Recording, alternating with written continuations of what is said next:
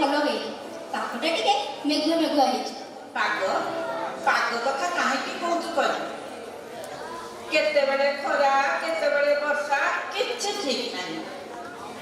ହଉ, ମୋର 2 ଜଣ ସାଙ୍ଗ ଆସିଛନ୍ତି ତ, ତୁ ଆମ ପାଇଁ ଟିକେ ଲେମ୍ବୁ ସରବତ କରିକି ଆଣେ। ହଉ ଜେଜେମା, କରିକି ନଉଛି। ଜାଣିଲୁ କେତକୀ, ଦେବକୀର ନାତୁଣୀ ବୋହୂଟି ବହୁତ ଗୁଣ। ଯାହା କହିଲୁ, ଆଜିକାଲି ଏମିତି ବୋହୂ ମିଳିବା ଭାରି କଷ୍ଟ। ହଁ, ଏଇଟା ସତ କଥା। ଆରେ ତମେ ମାନେ ଜାଣିଛ ମୋ ନାତୁଣୀ ବୋହୂ ପେଟରେ ଅଛି ପରା। ବଢିଆ, କଣ ନାତି ସହ ତୋର ସମୟ ପୁରା କଟିବ। ଆଣିଲୁ? ହଉ ଦେ।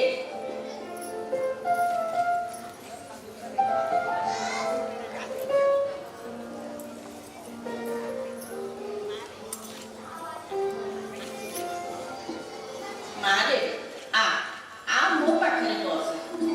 ଶୁଣ, ମୁଁ ଯେଉଁ କଥା କହିଥିଲି ତୋର ମନେ ଅଛି ତ? କ'ଣ ଜେଜେମା? କୋଉ କଥା? ମୋର ତ କିଛି ମନେ ପଡୁନି। ପୁଣି ଭୁଲିଗଲୁ? କେତେ ଥର କହିବି କହିଲୁ? ସରି, ମୁଁ ଭୁଲି ଯାଇଛି। ଆଉ ଥରେ କହିଦିଅନ୍ତୁ। ହଁ, ଆଉ ଥରେ କହିଦେଲେ କ'ଣ ମହାଭାରତ ଅଶୁଦ୍ଧ ହୋଇଯିବ? ହଉ, ମନ ଦେଇ ଭଲ କି ଶୁଣ। ମତେ ଗୋଟେ ନାତି ଟୋକା ଦରକାର, ମୋର ବଂଶ ରଖିବି, ବୁଝିଲୁ? ସେଇଟା କ'ଣ ମୋ ହାତର କଥା? ଯାହା ହବାକୁ ଥିବ ତା ହବ। ମୁଁ ସେସବୁ ଶୁଣିବିନି। ପଡ଼ିଶା ଘରର ବୋହୂ ଆସିଲା, ସେ ଗୋଟେ ପୁଅ ଜନ୍ମ କଲା, ଆଉ ତୁ ଏମିତି କ'ଣ କହୁଛୁ ବା? ଜେଜେମା, ଆପଣ ଏମିତି କ'ଣ କହୁଛନ୍ତି ଯେ?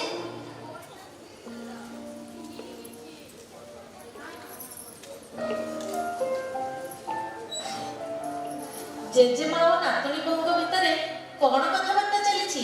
କିଛି ସିକ୍ରେଟ କଥା କି? ମିନୁ, ମୁଁ ତତେ ଯାହା କହିଥିଲି ତୁ ସେ କଥା ମୋ ନାତୁଣୀ ବୋହୂକୁ କହିନୁ? କୋଉ ତମେ ଯୋଉ କଥା କହୁଛ ସେଟା କ'ଣ ସମ୍ଭବ? ତୁମର ପୁଅ ହେଲା, ମୋର ପୁଅ ଓ ଝିଅ ଦୁଇଟି ସନ୍ତାନ ଜନ୍ମ ହେଲେ, କିନ୍ତୁ ଏହାର ଅର୍ଥ ନୁହେଁ ଯେ ମୋ ବୋହୂ ବୀଣାର ପ୍ରଥମେ ପୁଅଟେ ଜନ୍ମ ହେବ। ଆପଣଙ୍କର ଏଭଳି କଥା ମୋତେ ଜମା ଭଲ ଲାଗୁନି।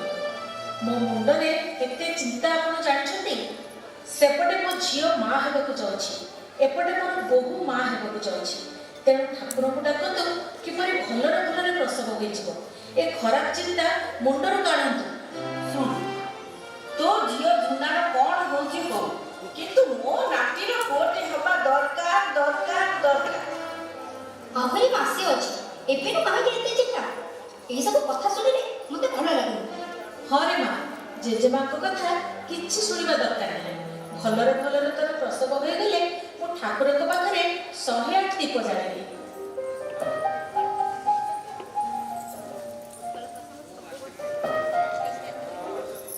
କେତକୀ ମାଉସୀ, ଦୁର୍ଗା ମାଉସୀ, ମୁଁ ଠିକ୍ କଥା କହୁଛି କି ନାହିଁ? ହଁ, ଠିକ୍ କଥା। ଦେବକୀ ଶୁଣ, ତୁ ଯାହା କହୁଛୁ ସେ ବିଷୟରେ ଟିକେ ଭଲ କି ଚିନ୍ତା କର। ହଉ, ବହୁତ ସମୟ ହେଲା ଆମେ ଆସିଲୁଣି, ଏବେ ଆମେ ଯାଉଛୁ, ଆଉ କେବେ ଦେଖା ହେବ। ହଁ, ମୋର ପଣ ନାତିକି ଦେଖିବାକୁ ଆସିବ ଲୋ ସବୁ। ହଉ ହଉ, ଆସିବୁ। ହଇଲୋ ମିନୁ, ତୁ ଏମିତି କ'ଣ ମୋ କଥାକୁ ଏଡ଼ାଇ ଦେଉଛୁ? ମୋ କୂଳ କିଏ ରଖିବ? ମୋତେ କିଏ ପାଣି ଦେବ? ମୁଁ ମଲେ କିଏ ଦୀପ ଜାଳିବ? ମୋର ଭଲ ମନ୍ଦ କିଏ ବୁଝିବ? ଓହୋ ବୋଉ, ଆପଣ ସେ ପୁରୁଣା କାଳିଆ କଥାକୁ ଧରିକି ବସିଛନ୍ତି। ଯୁଗ ଆସି କୋଉଠି ହେଲାଣି, ଖବରକାଗଜ ଟିଭି ସବୁଠି ସଚେତନ କରାଗଲାଣି, କିନ୍ତୁ ଆପଣ ସେଇଠି ଅଛନ୍ତି।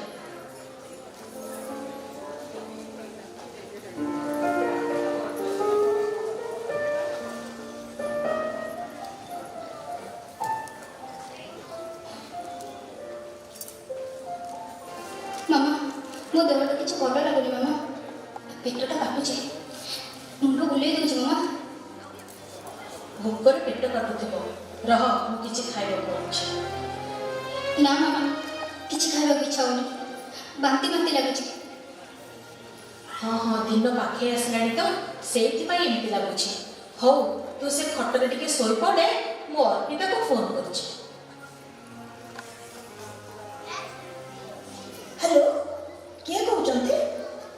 ହ୍ୟାଲୋ, ମୁଁ ଅମରର ମା କହୁଛି। ନମସ୍କାର ମାଉସୀ, ବୀଣା କେମିତି ଅଛନ୍ତି? ସେଇଥିପାଇଁ ଫୋନ୍ କରିଛି। ଅମର ନାହିଁ, ବାହାରକୁ ଟୁର୍ରେ ଯାଇଛି। ତମେ ଏବେ ଡାକ୍ତରଖାନାରେ ଅଛ ତ? ଶୁଣ, ବୀଣାର ପେଟ କାଟୁଛି, ମୁଣ୍ଡ ବୁଲଉଛି, ବାନ୍ତି ବାନ୍ତି ଲାଗୁଛି। ତେଣୁ ତମେ ଟିକେ ଆସି ଦେଖିକି ଗଲେ ଭଲ ହୁଅନ୍ତାନି। ମନଟା ଭାରି ବ୍ୟସ୍ତ ଲାଗୁଛି। ମାଉସୀ, ମୁଁ ଏବେ ଅପରେସନ ରୁମ୍ରୁ ବାହାରୁଛି। ଆପଣ ବ୍ୟସ୍ତ ହୁଅନ୍ତୁନି, ମୁଁ ନର୍ସକୁ ପଠାଉଛି, ସେ ଯାଇ ଦେଖିଦେବ। ମୁଁ କିଛି ସମୟ ପରେ ନିଶ୍ଚୟ ଯାଇ ପହଞ୍ଚିବି। ହଉ, ଠିକ୍ ଅଛି, ପଠ।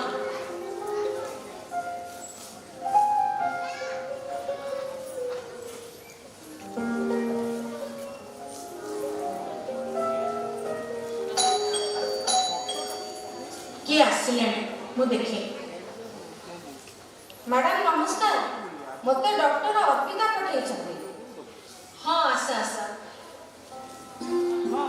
କିଏ ବୋହୂ? ଆଚ୍ଛା, ଆପଣ ବସନ୍ତୁ, ମୁଁ ଦେଖୁଛି।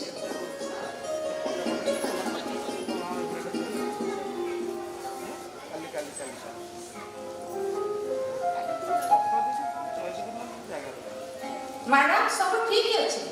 ଡକ୍ଟର ଅର୍ପିତା ଆସିଲେ ମେଡିସିନ ଦେବେ। କିଛି ଅସୁବିଧା ନାହିଁ ତ? ମୋତେ ଭାରି ବ୍ୟସ୍ତ ଲାଗୁଛି। ବ୍ୟସ୍ତ ହୁଅନ୍ତୁ ନାହିଁ, ସବୁ ଠିକ୍ ଅଛି।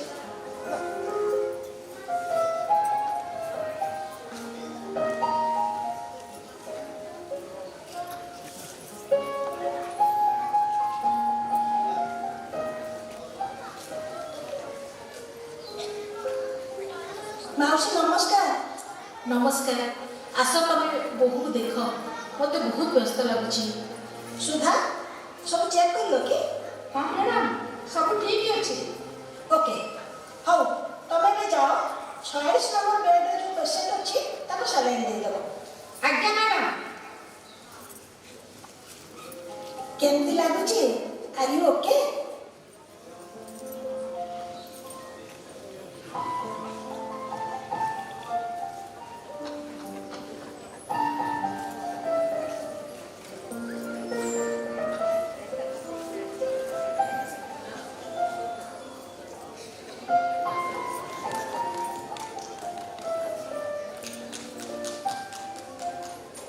ଜେଜେମା ନମସ୍କାର, କେମିତି ଅଛନ୍ତି? ହଁ, ମୁଁ ଭଲ ଅଛି। ଆଚ୍ଛା, ତୁ ବୀଣାକୁ ଦେଖିଲୁଣି? ସେ କେମିତି ଅଛି? ହଁ, ଦେଖି ସାରିଲିଣି। C is absolutely fine. ଏବେ ମେଡିସିନ ଲେଖିବି। ଆଚ୍ଛା, ମୋ ନାତୁଣୀ ବୋହୂର ପୁଅଟେ ହେବ ତ? ବୋଉ, ଆପଣ ଏଇଠି ବସିଲେ। ସବୁବେଳେ ସେଇ ଗୋଟିଏ କଥା, ଆଉ କିଛି ଚିନ୍ତା ନାହିଁ।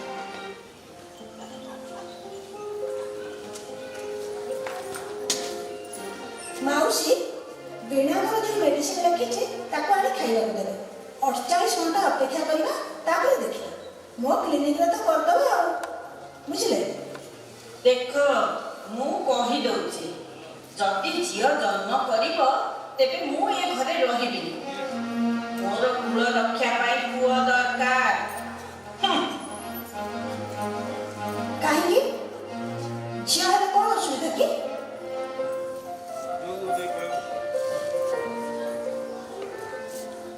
ଦେଖନ୍ତୁ, ମୁଁ ବି ତ ଗୋଟେ ଝିଅ। ଆଜି ପାଠ ପଢ଼ି ଡାକ୍ତର, ଘରେ ବାହାରେ ସବୁଠି ମୋର ପ୍ରଶଂସା। ଆଜିକାଲି ଝିଅମାନେ ସବୁ ଜାଗାରେ ପହଞ୍ଚିଗଲେଣି। ସରକାର ମଧ୍ୟ ପୁଅମାନଙ୍କ ସହ ସମାନ ହେବା ପାଇଁ ଝିଅମାନଙ୍କ ପାଇଁ ସବୁ ପ୍ରକାର ସୁବିଧା କରିଛନ୍ତି। ତେଣୁ ବର୍ତ୍ତମାନ ସବୁ କ୍ଷେତ୍ରରେ ଝିଅମାନେ ଉଚ୍ଚ ସ୍ଥାନ ଅଧିକାର କରିଛନ୍ତି।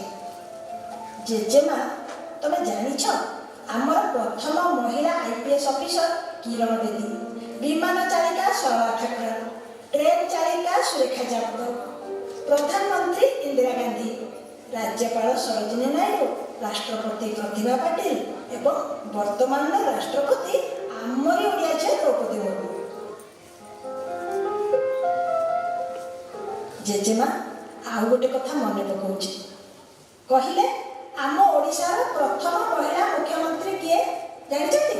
ହଁ ହଁ, ଜାଣିଛି। ନନ୍ଦିନୀ ଶତପଥୀ ପରା। ତାଙ୍କୁ ଆମ ସମୟରେ ଲୌହ ମାନବୀ ବୋଲି କହୁଥିଲେ। ହଁ, ଠିକ୍ ଜାଣିଛନ୍ତି। ସେ ନାରୀମାନଙ୍କର ମେରୁଦଣ୍ଡକୁ ସବଳ କରିଦେଇ ଯାଇଛନ୍ତି। ସେଥିପାଇଁ ସମସ୍ତ ନାରୀ ଜାତି ତାଙ୍କୁ ନେଇ ଗର୍ବ କରନ୍ତି। ଆପଣଙ୍କୁ ଗର୍ବ ଲାଗୁନି? ଝିଅଟା ଗର୍ଭରେ ଅଛି ଜାଣିଲେ ତାକୁ ଭ୍ରୂଣ ଅବସ୍ଥାରୁ ମାରିଦେବାକୁ ତୟାର। ନା, ଏସବୁ ଆପଣ କାହିଁକି ଭାବିବେ? ଆଚ୍ଛା ଜେଜେମା, ଆମେ ଝିଅଟିକୁ ମାରିଦେଲେ ପୁଅଟି କେମିତି ଜନ୍ମ ହେବ ଏକଥା କେବେ ଚିନ୍ତା କରିଛନ୍ତି? ଯଦି ସ୍ରଷ୍ଟାକୁ ମାରିଦେବା ତେବେ ସୃଷ୍ଟିକୁ କିଏ ଧାରଣ କରିବ? ଆପଣ ନିଜେ କୁହନ୍ତୁ। ତାମାନେ ପୁରୁଷ ଜାତି ବି ଲୋପ ହେଇଯିବ, ଅର୍ଥାତ୍ ଏଇଟା କ'ଣ ଠିକ୍ କଥା?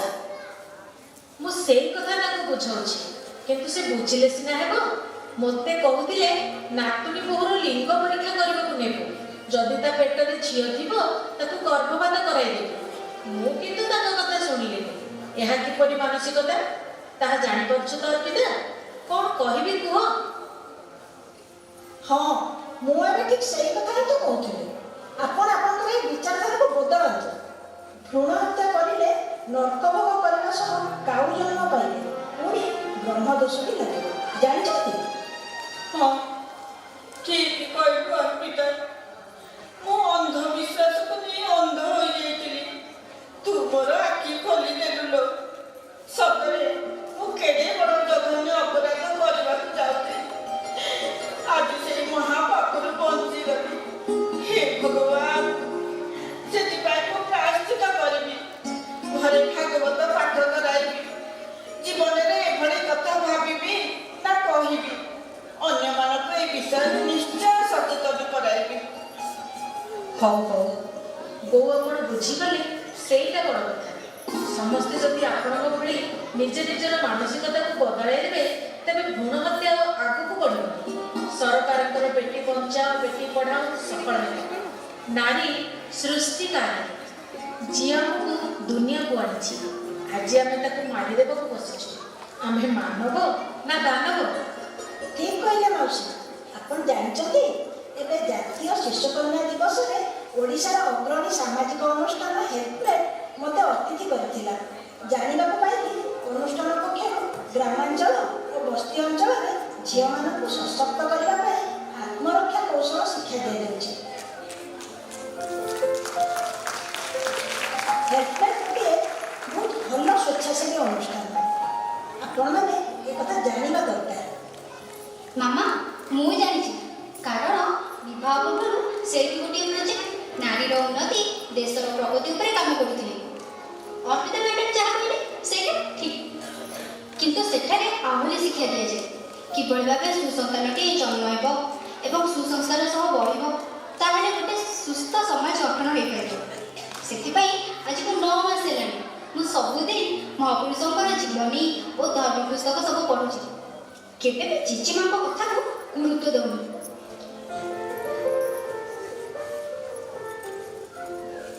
ମାମା, ତାଙ୍କ କଥା ଶୁଣି ଶୁଣି ମୁଁ ଗୋଟେ ବଢ଼ିଆ ଜିନିଷ ତିଆରି କରିଛି, ଆଣିବି? ଆଣୁଛି। ଆଜି ଡକ୍ଟର ଅର୍ପିତା ମୋ ଆଖି ଖୋଲିଦେଲା। ଆମେ ବି ସମାଜକୁ ସଚେତନ କରାଇ ପାରିବା। ଜେଜେମା ଦେଖ,